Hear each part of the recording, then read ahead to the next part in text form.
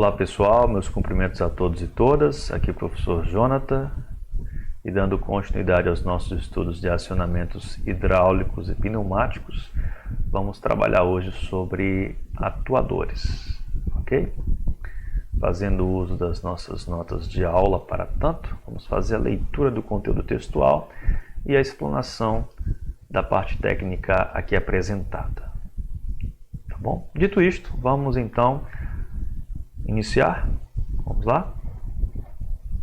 Atuadores, então, são equipamentos que efetivamente realizam trabalho através da transformação de energia de pressão em energia mecânica, notadamente cilindros e motores. Ok? Cilindros e motores são os nossos atuadores que vamos utilizar em acionamentos hidráulicos e pneumáticos, tá bom? Por cilindros, nós vamos começar a apreciar algumas características deles, ok? Vamos lá. Responsáveis pela transformação de energia de pressão em energia mecânica de translação podem ser de alguns tipos, tá bom? Introdutoriamente, eu lhes pergunto, observem a figura 1 e a figura 2, tá bom? E agora a pergunta: qual é a diferença entre um cilindro de simples efeito e um cilindro de duplo efeito? Qual a diferença? Não é? Claro que aqui nós estamos fazendo uso da representação de desenho técnico em 2D com um corte total na vista representada. Ok? Nós temos aqui uma câmara, ok? Temos aqui um êmbolo, portanto, dividindo a câmara em duas partes, né? O lado esquerdo e o lado direito. Nós temos um êmbolo também, então vamos denominar um êmbolo interno e um êmbolo externo, tá bom? E nós temos aqui uma mola e aqui um ponto de pressão. Na figura 2, por sua vez, este lado aqui é o mesmo, nós não temos a mola e temos um outro ponto de pressão aqui, ok? Bom, conclusivamente, você ia convergir para a seguinte fala, ou a seguinte sentença. Em um cilindro de simples efeito, o fluido realiza apenas o movimento de avanço. O movimento de retorno é feito por uma mola, ok? Em um cilindro de duplo efeito, o fluido realiza um movimento de avanço, preenchendo esta câmara da esquerda, e o movimento de recuo, preenchendo a câmara aqui da direita. Ok? Tá joia? Claro que mais à frente, em acionamentos, nós vamos estudar situações de bloqueio, não é? Aqui eu vou só antecipar que, por razões óbvias, no momento em que o cilindro estiver com pressão na câmara dianteira, não deve haver pressão na câmara traseira, porque senão o fluido não vai escoar, ok? Claramente, não é? Se você injetar pressão nos dois lados, nas duas câmaras, o cilindro fica parado, tá bom? Muito bem, vamos então dar continuidade, já que conseguimos diferenciar aqui no que se refere ao acionamento, um cilindro de simples efeito e um de duplo efeito, tá bom? Nós temos o seguinte, cilindro de haste dupla, olha só a figura 3, cilindro de haste dupla. Tem como vantagem o fato de podermos utilizar as duas extremidades da haste na execução de trabalhos, permitindo assim o uso de todo o curso do êmbolo, visto que a haste é melhor apoiada, como também o fato de ter forças iguais de avanço e recuo, ok? Este aqui é o cilindro de haste dupla. Bom, se tem um de haste dupla, deve haver uma situação na qual nós não temos haste, então nós trabalhamos aqui, olha, com um cilindro também sem haste. Perceba a diferença dele aqui. É composto de um cilindro, geralmente de alumínio, uma luva de material ferroso envolvendo este cilindro de alumínio, e um êmbolo no qual uma fita magnética é fortemente presa, fazendo com que a luva, por ação magnética, acompanhe os movimentos do êmbolo, tá bom? Então aqui dentro tem um cilindro, tem uma luva e uma fita magnética, fazendo com que, à medida que o êmbolo se movimentar, esta posição essa posição do êmbolo dentro da câmara seja transmitida para o sistema externo ou para o elemento externo, no caso aqui a fita magnética. Ok? Então está aqui, olha só o cilindro sem haste. Perceba que é um cilindro sem haste com acionamento, ele é de duplo ou simples efeito? Duplo efeito, ok? Então nós já vimos simples efeito, duplo efeito, haste dupla sem haste, e agora vamos apreciar um cilindro que tem a possibilidade de realizar amortecimento do fim de curso, quer de avanço, quer de retorno, ok? Então, neste tipo de atuador, podemos reduzir o choque entre o êmbolo e as tampas do cilindro através de amortecedores pneumáticos devidamente instalados nas câmaras dianteira e ou traseira, reduzindo assim o ruído, principalmente aumentando a vida útil do cilindro, tá bom? Ok? Isso é muito importante, principalmente em situações nas quais os cilindros vão atuar com alta frequência de trabalho e podem gerar ruídos que vão incomodar muito os usuários ou as pessoas no ambiente onde os cilindros estiverem trabalhando, ok? Eu me refiro a sistemas que, por exemplo, contemplam situações hospitalares, tá bom? Então, atenção para isto. Nós temos aqui duas considerações muito relevantes: o ruído e a vida útil dos cilindros, ok? Claro que há um preço diferenciado para isso, tá bom? Mas você já tem condições de fazer uma apresentação mais técnica no que se refere a validar o porquê de comprar um cilindro de duplo efeito com amortecimento variável, ok? O que mais nós temos? Cilindro geminado, não é germinado, é geminado, ok?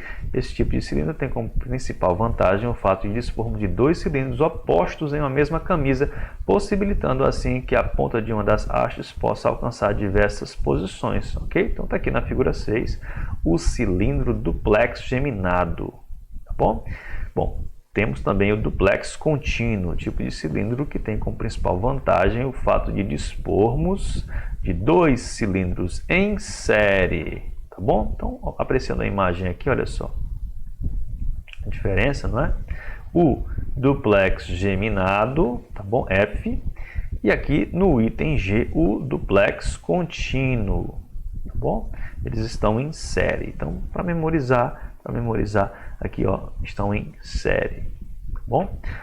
Continuando a leitura, em uma mesma camisa, possibilitando assim maior força útil sem aumento do diâmetro do cilindro, tá bom? Destacar aqui aumento para dizer que esta é uma das técnicas utilizadas no ambiente industrial para conseguir aumentar a força útil final do processo e tem impactos significativos quando se trabalha em um retrofitting de uma máquina, por exemplo, a adaptação de um sistema, o upgrading de um sistema, porque por vezes a máquina está construída com uma dimensão específica ali, então não tem muito espaço para aumentar o diâmetro do cilindro, de tal forma a resultar numa força maior, ok? Então uma possibilidade que se usa para tanto é um cilindro duplex, não tem mais largura, não tem mais espaço lateral, mas tem profundidade. Então não precisa desmontar toda a máquina para fazer este retrofitting. Basta comprar um novo cilindro. Qual é o cilindro? Um cilindro duplex contínuo. Ok? Uma ideia bem simples e clássica, ok? Do conhecimento técnico que a gente vai adquirindo, tá bom? Na dúvida, o que os senhores têm que fazer? Vocês têm que apresentar as características do projeto, da demanda de vocês para o fornecedor e ele vai apresentar dentro do portfólio dele o que ele tem disponível de material para isso, né? Você apresenta essas condições. Eu quero o cilindro com esta área, mas com o dobro de força. O que você tem de disponível aí para mim, para eu ver, ok? Aí ele vai trazer as apresentações para você. Muito bem. Dando continuidade, então, nós temos também o cilindro telescópico, ok? É empregado quando se faz necessário um grande curso, como, por exemplo, de pequenos elevadores, empilhadeiras e máquinas de terraplanagem, tá bom? Se vocês observarem, então, essas máquinas trabalhando, né, empilhadeiras, elevadores, né, máquinas de terraplanagem, vocês vão perceber estes cilindros aqui trabalhando, que são os telescópicos, tá bom? Ok? Aqui é o de simples ação e de dupla ação, tá bom? Vamos aqui avançar. Cilindro de impacto. Então, um cilindro pneumático usado em pequenas prensas pode-se obter grande energia cinética. As duas câmaras são pressurizadas ao mesmo tempo, o que impede o avanço devido à diferença entre as áreas. Quando a câmara dianteira é despressurizada, o êmbolo avança fazendo com que a área de atuação do ar seja a do cilindro. Com o rápido aumento da área traseira, o êmbolo é arremessado com grande velocidade, o que se traduz em um forte impacto que objetiva cortar, dobrar, arrebitar ou outra operação típica de uma prensa de impacto. Então está aqui no caso a figura 9, tá bom? A figura 9 de cilindro de impacto. Senhores, existem outros tipos de cilindro, tá bom? Introdutoriamente, estas características aqui nos dão condições de conversar em nível com os fornecedores de cilindros, os quais nós vamos utilizar para realizar o acionamento na cadeia industrial. Quaisquer outras características não fogem muito disso, elas estão trabalhando em nível de ou em tom de otimização da dinâmica já utilizada como característica construtiva dos cilindros, ok? Eles devem mudar um pouco, os fornecedores, né, em termos de inovação, mudar um pouco a metalografia de materiais utilizados aqui, tá bom? O tipo de material, o tipo de retentores utilizados aqui, mas em linhas gerais são essas as características, tá bom? Quaisquer inovações eles vão apresentar como cilindros com melhorias no sistema, mas que não fogem muito dessas características, ok? Dito isto, vamos então apreciar os motores, os atuadores enquanto motores, tá bom? São responsáveis pela transformação de energia de pressão em energia mecânica de rotação, ok? De rotação. Principalmente utilizados como acionadores de ferramentas manuais, têm também larga aplicação na indústria, principalmente em ambientes com vapores e gases inflamáveis, como também de baixo consumo de energia e velocidade variável, tá bom? Em termos de simbologia, na norma que nós utilizamos para isso, né, que é a norma específica, a NBR 8897 de 85, os motores são diferidos dos pneumáticos apenas por uma achura no triângulo inscrito no símbolo. Ou seja, aqui nós temos um atuador ou um motor pneumático e aqui um hidráulico, ok? Então essa aqui é isso que diferencia um do outro, tá bom? Motor pneumático e hidráulico. Bom, eu poderia perguntar aos senhores o seguinte, você que já pôde presenciar ou assistir um mantenedor trocando o pneu de um carro, né? Como é que você percebeu que nas oficinas normais dos nossos bairros da cidade, normalmente existe um sistema de ar comprimido, uma mangueira, né, conectada a uma pistola, e depois de levantar o carro devidamente com um macaco hidráulico, ou com um atuador hidráulico, né? O que é que o mecânico faz normalmente? Ele utiliza aquela pistola para desparafusar as rodas do carro. Muito bem. Aquela pistola é um motor pneumático ou um atuador pneumático, ok?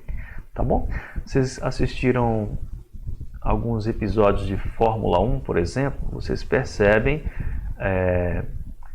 que os carros são trocados ali, os pneus dos carros de corrida, né, da Fórmula 1 são trocados com uma velocidade altíssima, não é? Pit stop ali, e vocês percebem ali que as pistolas que os mecânicos utilizam tem uma mangueira conectando essas pistolas, né, fazendo então a pressão do ar comprimido trabalhar tirando os parafusos ou o parafuso específico central da roda, não é? Ok? Claro que é possível fazer também com o sistema elétrico, né, eletrônico, mas em termos de aplicação aqui para os propósitos de fazer uma analogia de aplicação, nós temos o seguinte, né? Então, os atuadores pneumáticos como motores. Nós temos os cilindros, notadamente movimentos lineares, tá bom?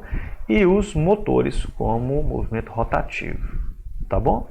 Pessoal, na imagem aqui, não confundam um compressor com um motor, certo? Eu vou deixar para que vocês observem isso como curiosidade.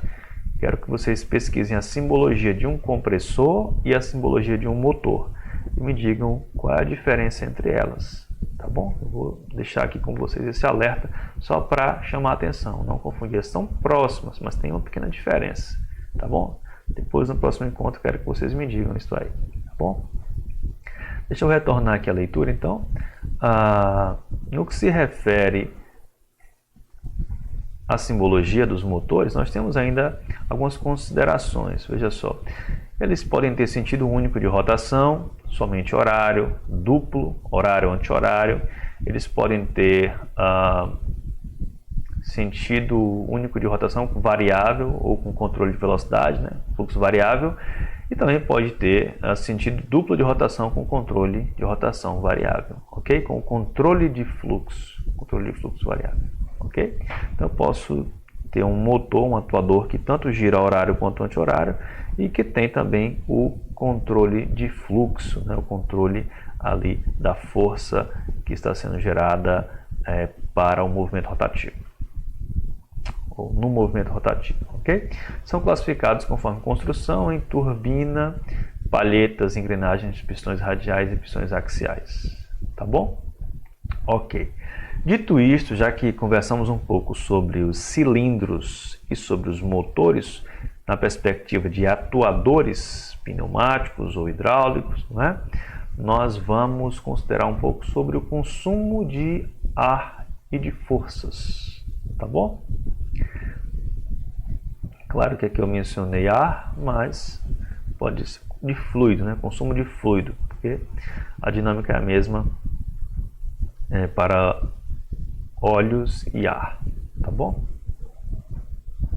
A relação entre as variáveis necessárias para realizar trabalho são tais que compreendem elementos como o tipo do cilindro, número de ciclos de acionamento, a área do cilindro, pressão de trabalho, força de acionamento, de modo que isso implica no consumo de fluido, de fluxo do fluido, né? Ar ou óleo, aqui eu já coloquei correto, né?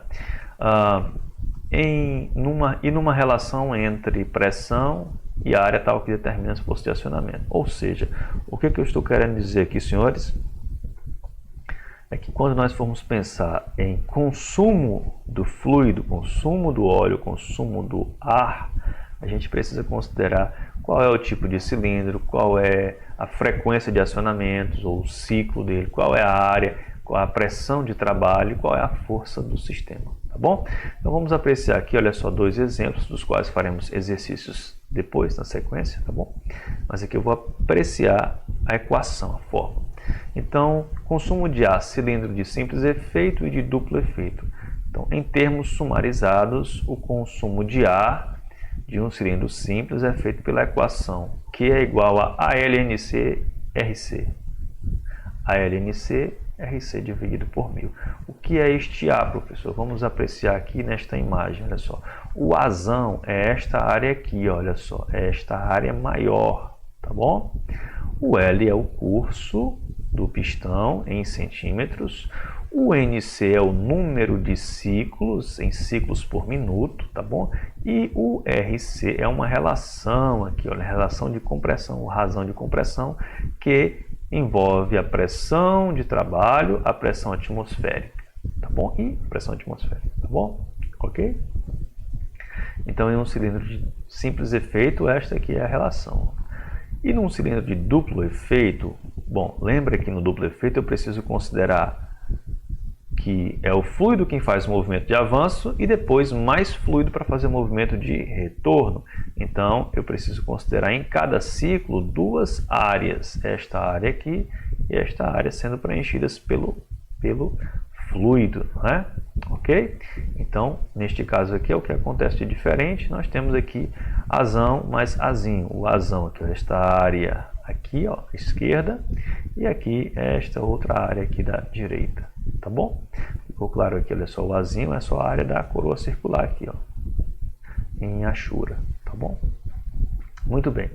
Cilindro de duplo efeito com haste dupla. Olha só, o que vai mudar aqui no haste dupla é que este outro lado aqui também tem uma haste. Deixa eu ver se eu coloquei a imagem, está aqui a imagem.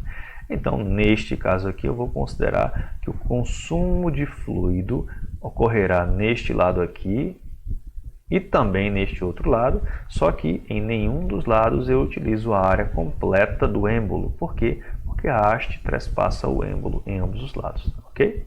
Muito bem. Então ficaria o seguinte, Q é igual a 2A, 2 vezes Azinho, LNCRC, ok? Muito bem.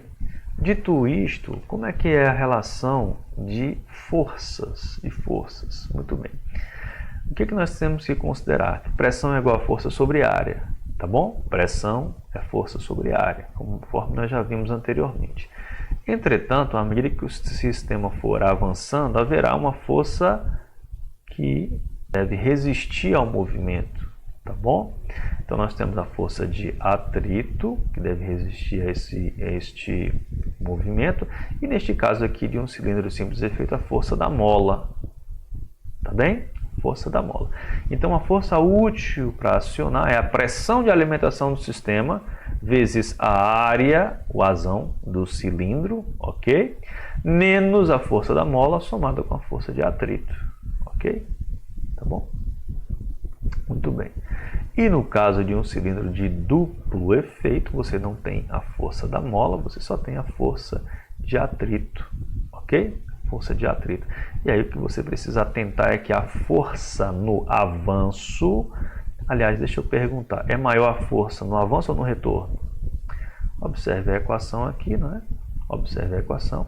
Se ambos estiverem submetidos à mesma pressão P, a área de avanço é maior do que a área de retorno. Então, se este elemento aqui aumentou, é maior, esta aqui também é maior, ok? Só atentem para isto, tá bom? Em termos de equação, ok? Muito bem, não tem novidade, é isto. Nós temos então o que? O consumo de ar ou do fluido, e para tanto eu preciso considerar a área do cilindro, o tipo de cilindro, o comprimento do cilindro, o número de ciclos do cilindro e claramente a relação de qual será a pressão de trabalho acima da atmosfera, né? Acima da atmosfera. Se eu estivesse usando simples efeito, eu só faço o acionamento no avanço, então só vou utilizar na razão do consumo de ar o azão, ou seja, o A maiúsculo. Se eu estiver utilizando duplo efeito, eu preciso utilizar azão e azinho. E se eu estiver utilizando haste dupla, eu preciso utilizar azinho e azinho. Ok, pessoal? Bem simples, não é verdade? Bem simples, bem clássico. E no que se refere às forças, a gente vai sempre considerar que pressão, força sobre área, e eu preciso debitar, ou preciso descontar, né, compensar a força resistiva, que no caso de um cilindro de simples efeito tem uma mola mais a força de atrito, e no caso de um cilindro de duplo efeito eu só tenho a força de atrito, mas preciso considerar que neste caso a força de retorno é menor porque a área da coroa circular é menor que a área completa do êmbolo, ok? Tudo bem? Vamos avançar um pouco mais sobre agora atuadores rotativos. São motores de giro limitado e intermitente. Um exemplo de aplicação destes são os sistemas de parafusadeira pneumática das oficinas de manutenção automotiva, que eu tinha falado há pouco, né, pessoal? Onde normalmente usa-se para auxiliar na remoção de parafusos e fixação das rodas de veículos automotores. Muito bem, está aqui o exemplo. Ok? Parece uma tomada, né? Parece, mas aqui é o símbolo de um atuador rotativo. Ok? Muito bem. Este ponto aqui, este item, fala sobre os conversores hidropneumáticos ou hidráulicos e pneumáticos, ok? Vamos fazer a leitura aqui. São equipamentos que convertem energia de pressão de sistemas pneumáticos para hidráulicos e são empregados sobretudo quando é requerida uma velocidade de avanço ou retorno uniforme,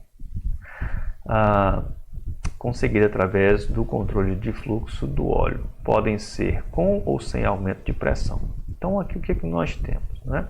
Nós temos a ideia de que o sistema pode funcionar em um termo, um dado trecho, com acionamento hidráulico e depois, sobre este, pode ser feita uma conversão para o pneumático ou vice-versa. Ok? Conversores sem aumento de pressão são empregados como fonte de pressão para pequenos sistemas hidráulicos, porém com uma mesma pressão do sistema pneumático. Então aqui nós temos o que? Nós temos um sistema com conversores hidropneumático ar-óleo. Então com êmbolo e aqui sem êmbolo. A entrada aqui, ó, de um sistema aqui, ó, e a saída de outro, tá bom? No caso ar e óleo, tá bom? Então aqui a simbologia do compressor, no conversor ar-óleo, pela norma 8897 de 85, tá bom? O que mais nós temos? Conversores com aumento de pressão, ou chamados intensificadores de pressão. Apreciem aqui a imagem, a figura 16. O que você percebe ao apreciá-la? São empregados como fonte de pressão para pequenos sistemas hidráulicos que necessitam de pressões maiores do que a do sistema pneumático. A simbologia do referido elemento é apresentada na figura 16 aqui. Então fica claro que você apresenta a pressão PA aqui é multiplicada pela redução, pela relação de redução entre áreas A e B, resultando em PB aqui é igual a PA multiplicada pela razão entre A e B. Ok? Fica interessante, não é? Ou seja, claramente você tem, em princípio, a mesma pressão, mas como houve uma redução de área daqui para cá houve uma redução de área, se você reduziu a área, o que deve aumentar? A pressão. Então essa aqui é a ideia. Por isso é chamado de intensificador de pressão, por conta da redução da área entre os pontos. Ok? Muito bem. O próximo item, ele vai nos preparar, né, para trabalhar com o controlador hidráulico de velocidade, tá bom? Então vamos ler aqui. São equipamentos auxiliares aos circuitos pneumáticos através do controle de fluxo de óleo do controlador, regulam de forma eficaz a velocidade dos cilindros pneumáticos a eles conectados. O controlador consiste em um cilindro hidráulico com câmaras interligadas através de uma válvula controladora de fluxo unidirecional. Então vocês já vão aprender uma válvula aqui agora, tá bom? Na sequência. Com um acumulador para compensar as diferenças de áreas entre as duas câmaras, se o cilindro for de haste simples. Tal cilindro tem a sua haste conectada à haste do cilindro pneumático, cuja velocidade você quer controlar. Então, está aqui o nosso sistema, pessoal, olha só. O nosso sistema de controlador hidráulico de velocidade. Então, aqui nós temos o conversor ar-óleo, lembra? Apresentado há poucos instantes, ar-óleo. E aqui nós temos uma válvula controladora de fluxo unidirecional. Por quê? Porque aqui nós vamos começar a pensar o seguinte, ó. Este símbolo aqui significa um canal de entrada de fluido. E a esfera, ela está aqui para vedar este canal de entrada. Quando houver pressão nesse sistema aqui, não consegue passar por aqui o fluido, tá bom? Quando esta câmara for pressurizada, o fluido tenta vir por aqui, ó, por esta tubulação, mas quando chega neste orifício da válvula, a esfera é pressurizada pelo próprio fluido e não passa por aqui, por este caminho, tá bom? Ora, então vai passar por onde? Vai passar por aqui, ó, e Esta tubulação aqui, com estas setas aqui, estas linhas de flexão e estas setas, representam que existe aqui um regulador, um restringente, tá bom? Uma maneira de eu diminuir esta velocidade do fluido aqui, esta vazão, tá bom? Então eu quero que vocês pensem nisso aqui como se fosse um potenciômetro, tá bom? Um potenciômetro no qual vocês podem girar e diminuir ou aumentar o fluxo ali, a abertura do sistema, tá bom?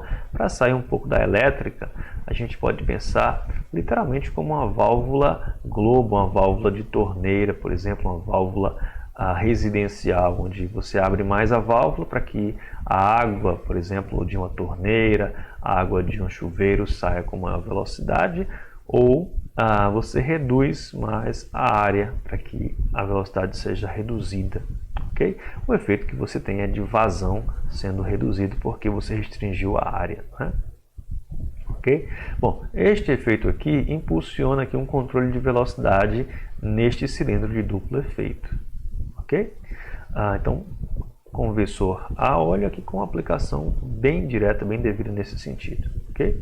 Bom, aqui o que nós temos? Olha só, aplicação direta, um intensificador de pressão aqui, PA e PB aqui saindo, aqui você tem uma válvula controladora de fluxo unidirecional e aqui você tem o óleo impulsionando o cilindro de duplo efeito de saída, ok? Perceberam como o sistema rapidamente começou a ficar um pouco mais enriquecido, né? Não ia dizer outra palavra, mas enriquecido, ok?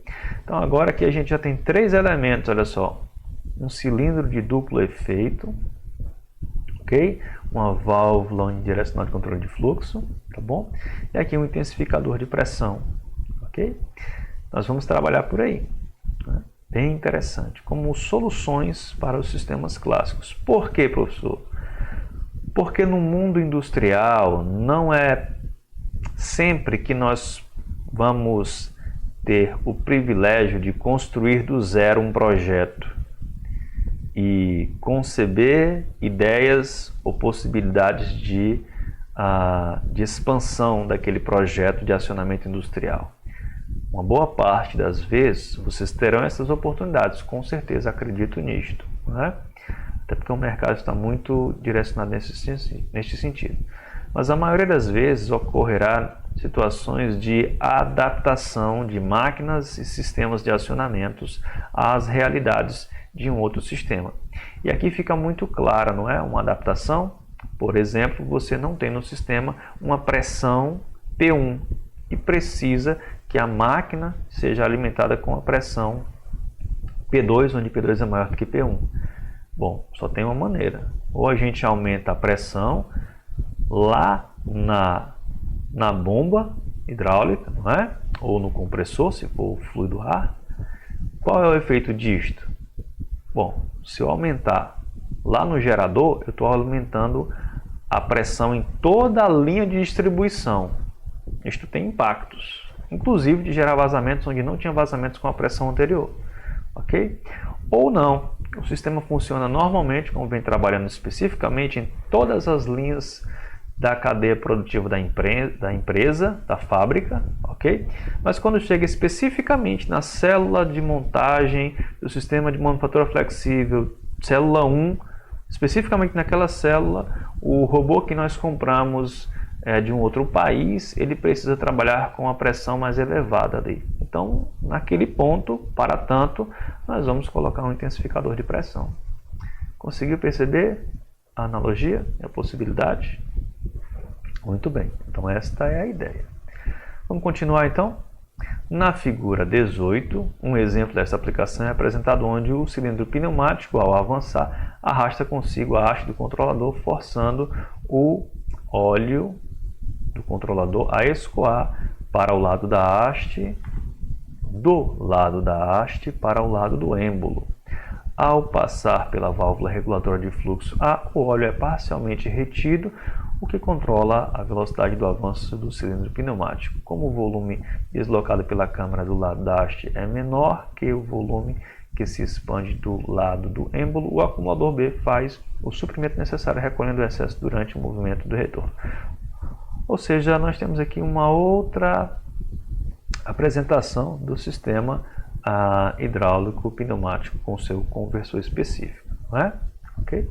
Então nós temos a figura 17, controlador de velocidade, evocado aonde? Ok, aqui, ó. E temos a figura 18 também, com um outro modelo, um outro exemplo. Ok? Então, dando continuidade aqui, nós vamos agora apreciar todo esse conteúdo de atuadores, estudando sobre como é que nós faremos o acionamento destes atuadores. E, portanto, nós vamos começar a estudar no próximo encontro já sobre válvulas, ok? Então, é isto, bons estudos e até a próxima.